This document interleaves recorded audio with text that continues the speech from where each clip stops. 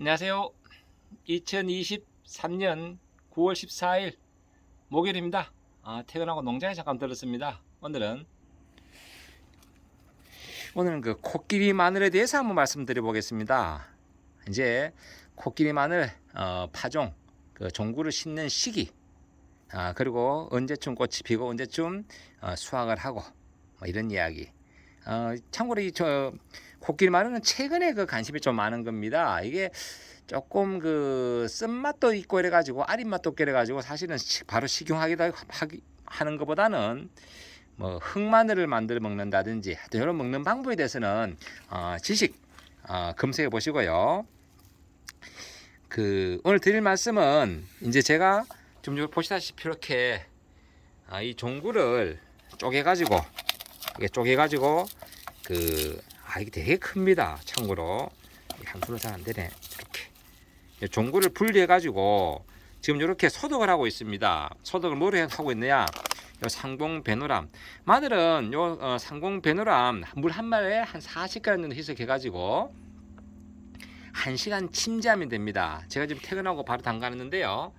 지금 현재 대략 한 35분 정도, 한 40분 정도 담갔는 것 같네요. 예, 제가 요 설명을 마친 대로 바로 이것을 걷어가지고 물을 빼고 바로 심을 생각입니다. 좀 오늘 날씨가 비가 오고 이래가 좀 흐린데 그래도 요걸 심고 오늘 기가할 생각입니다. 참고로 이 코끼리 마늘은 일반 마늘에 비해서 엄청나게 큽니다. 방금 쪼갠 것도 한 개 보시면요, 이게 되게 크거든요. 어떤 거는 뭐 이게 분리가 어떤 건 6쪽으로 되고 어떤 건 7쪽으로 되고 여러 가지인데요. 그렇게 분리가 되고, 그리고 이 코끼리 마늘은 주화가 어디 생기는가 하면 이렇게 뿌리하고 연결된 게 그 양파 껍질에 이렇게 붙어 가지고 얘가 주화가 생깁니다. 이 꽃이 예뻐가 제가 작년에 심어서 한번 보여드린 바가 있는데요. 금년에도 이게 뭐 식용보다도 저는 사실 꽃을 좋아하다 보니까 꽃을 보기 위해서 좀 더 심을 생각입니다. 그리고 명절 좀 지난해보다 조금 널리 가지고 내년도에는 수확을 하면 우리 구독자님들께 뭐 다음은 일부 몇 분이라도 그 뭐 공유가 가능하면 공유도 한번 생각해 보도록 하겠습니다. 그리고 이렇게 생긴 그 주화는 또 별도로 이렇게 그 떼가지고 심으시면 이게 또 하나의 구가 됩니다. 어떤 식으로 되는가 하면 요 주화는 통마늘이 되거든요. 지금 이렇게 제가 주화를 물에 담가 놓은 상태인데요. 요거는 오늘 아침부터 물에 담갔습니다. 약간 그 습기 있게 담그고, 그리고 물기 뺀 상태에서 요 정도 상태로 담가 놨다가 젖은 그 천으로 덮어 놓은 상태였습니다. 그리고 지금은 이제 이렇게 약액을 넣어 가지고 소독약이 들어간 상태고요. 요거를 여기 자세히 보면 껍질이 한 겹이 아니고 두 겹이라서요, 얘가 뜯고 나는데 되게 어렵습니다. 그래서 주화 심을 때는 요 아랫부분과 윗부분을 가위로 살짝 잘라 주시면 되는데 이게 손이 많이 가더라고요. 그래서 저는 아예 껍질을 좀 약하게 만들려고 이렇게 아침부터 이렇게 물을 넣어가지고 섞여 있는 상태에서 이제 물기를 뺀 상태에서 이 정도 상태로 해가지고 제가 12시간 정도 물에 좀 촉촉하게 그렇게 둔 상태입니다. 이렇게 하면 이제 땅 속에 있는 습기와 맞아가지고 좀 발화가 좋지 않겠나, 제 딴에는 그렇게 한번 연구를 해봤습니다. 지난해 이거를 그냥 심으니까 발화율이 떨어지더라고요. 요 주화를 심으면 어떻게 되는가 하면 통마늘이 되는데요. 제가 하나 건져 볼게요. 이런 식으로 통마늘이 됩니다. 쪽이 불지 않는 통마늘 어떤 건 되게 크고 어떤 건 작습니다. 그리고 이제 마늘은 이게 그 6월달 되면요, 5월 말 6월달 되면 꽃이 핍니다. 그러면 그 꽃이 피는 장다리, 위에 생기는 그 장다리를 좀 꺾어 줘 가지고 꽃으로 가는, 즉 생식생자로 가는 그런 영양분을 차단을 시켜줘야지 뿌리가 커집니다. 요건 지금 지난해 다 지금 꽃을 본 상태라요. 꽃을 본 상태라도 마늘이 이마이 큽니다. 이게 통이 이거보다도 거의 곱절은 더 커집니다. 꽃을 따면. 그래서 저는 내년도에는 여기 또 꽃을 따야지 쪽이 6쪽이나 이렇게 분리가 되죠. 이게 꽃을 안 따니까 지금 요거는 지금 하나 둘 셋 넷 요 4쪽입니다. 4쪽. 예, 요 4쪽밖에 안 돼요. 그러면 쪽도 안 크고 저 쪽이 적고, 그리고 나중에 내내 번식할 때 좀 그렇습니다. 그래서 이게 정상적으로 꽃이 피고 하면요, 이게 저 꽃을 잘라주면 보통 5쪽 내지 6쪽 정도 분리되는데 크기 대단하죠. 이게 적은 크기가 아닙니다. 이게 일반 마늘에 뭐 반 통 정도 될 정도로 큽니다. 이게 이 정도로 크기 때문에 이게 또 당도도 되게 높아요. 그래서 고기 같은 거 구워 먹을 때 같이 구워 먹어도 됩니다. 이게 당도가 보통 일반적인 우리 배 같은 경우에 보통 신고가 당도가 12브릭스, 그리고 원양 같은 경우 14브릭스 나오는데요. 이건 당도가 30브릭스 이상 나옵니다. 그냥 먹을 때는 매운맛과 약간의 쓴맛과 그리고 아린 맛 때문에 단맛을 못 느껴서 그렇지 당도는 마늘이 대단히 높습니다. 그래서 뭐 꿀에 재 먹거나 이럴 때 뭐 당뇨가 있거나 이런 분들은 조금 주의를 요해야 되고요. 보통 이제 꿀에 재 먹기도 하거든요. 이런 마늘은요. 아주 참고로 그래 아시고요. 제가 요 이제 심는 방법, 시기에 대해서 한번 설명드리면요. 이게 보니까 작년은 제가 10월 한 10일간 심어보니까 조금 늦은 감이 있습니다. 그래서 코끼리 마늘은 제가 볼 때는 9월 중순부터 늦어도 9월 말까지는 심는 것이 좋겠다. 늦어도 10월 초에 심어주는 것이 좋겠다 라는 말씀을 드리고, 왜 그런가 하면 이게 뿌리가 발달된 상태에서 싹도 오르고 뿌리가 발달된 상태에서 월동하는 것이 좋겠다라는 생각이 들더라고요. 물론 뭐 부직포로 덮어서 월동하는 그런 방법도 있지만은 저는 지난해 부직포를 덮으려다가 안 덮어봤거든요. 그래서 월동은 되더라고요. 그리고 심으실 때 상처가 있는 것들은 심으니까 안 되더라. 지난해 제가 처음에 종구를 이제 친구한테 받아가지고 뭐 홈에 찍힌 거 뭐 이런 것도 아까워서 한번 심어봤는데 상처가 있는 것들은 소독을 해도 결국은 상하더라 라는 말씀을 드리고, 제가 밖에 제가 심는 것 한번 보여드리겠습니다. 요거는 이제 제가 물을 비울 거고요. 참고로 이 물은 제가 도랑에 비우는 건 아니고 이렇게 비우더라도 이게 제 밭으로 흘러갑니다. 밭으로 흘러가서 밭에 흙골에 다 스며듭니다. 그러니까 하천 오염은 안 된다는 말씀을 미리 전제드리고 이렇게 비웁니다. 혹시 하천에 바로 하수구에 바로 비우면 이게 의독성 1급입니다. 아무리 이게 배노람이 저독성이지만은 또 의독성은 있거든요. 그래서 하천은 절대 비우시면 안 된다. 이런 말씀을 제가 곁들이면서 말씀을 드려보고 제가 심는 방법 한번 설명드려보도록 하겠습니다. 벌써 많이 어둡네요. 지금 현재 7시, 6시 50분인데 금방 어둑합니다. 이쪽은 제 복분자 농장이고요.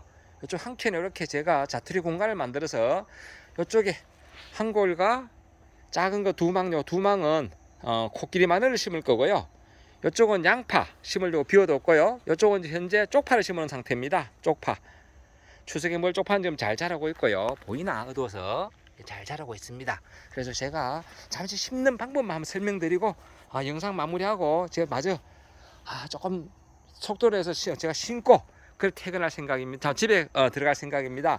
참고로 좀 요거는 천공 비닐이 아니고요. 이렇게 전부 다 구멍이 뚫리지 않은 일반 비닐입니다. 일반 비닐을 이렇게 마치 천공 비닐처럼 구멍이 뚫리진 비닐처럼 예쁘게 가지를 뚫겠죠. 이건 어떻게 뚫었는가 하면 지난번 다른 영상에 설명드렸지만은 요 부탄가스 잘랐는 거 요거 이렇게 잘라 가지고 요걸 활용합니다. 요걸 활용하는데 어떤 식으로 하는가 하면요. 이렇게 보이나? 크린타가 도와주고 이렇게 뚫고 톡톡 털고 뚫고 간격 맞춰서 뚫고 톡톡 털고 뚫고 톡톡 털고 이런 식으로 하면요 이렇게 나옵니다. 그러면 이 비닐은 별도로 걷어 가지고 이렇게 모으고요. 비닐은 이런 식으로 구멍을 뚫은 겁니다. 참고로 이런 식으로 해서 하고, 그래서 내가 원하는 간격대로 하시면 됩니다. 이게 3개 뚫게 넓고 해가지고 저는 4개 뚫었고요. 그러면 대략 한 15cm 간격 됐고요. 이게 15cm 간격 됐고, 그리고 이쪽은 한 뼘 넘습니다. 그러면 한 25cm 간격 됩니다. 25cm. 제가 뼘이 크거든요. 손이 커가지고.